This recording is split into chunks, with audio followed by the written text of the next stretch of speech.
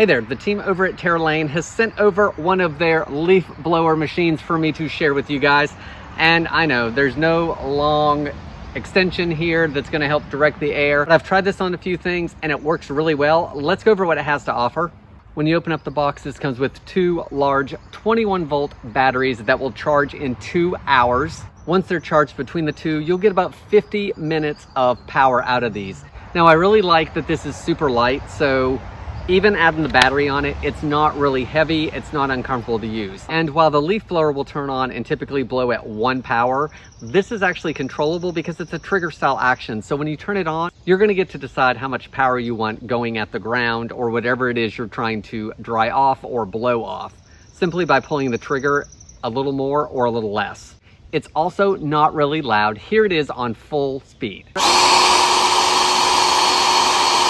So it's not overly loud and it really does put out some good airflow. Let's take a look at how I've used this so far. So I started off with my driveway. My driveway gets covered in pine straw continually through the year, sometimes more often than others.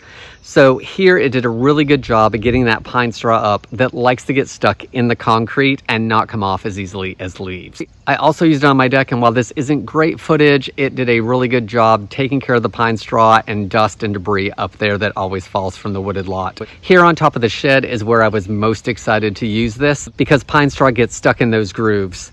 It made really easy work of this, and I didn't have a large leaf blower up there trying to aim where I needed it to go to get that debris off the roof. This just did it in one wide swipe. In addition to blowing off things like leaves and dust, think about trying it on snow in the winter that's powdery over your vehicle. I think this is going to be helpful for that. I think this is going to be really good for larger areas that are flat, like your driveway and patios. If you are looking for a new high-speed leaf blower that's lightweight, long battery life, and is going to be adjustable for the speed that you need, then I hope this video helps you decide on if this is a good product for you.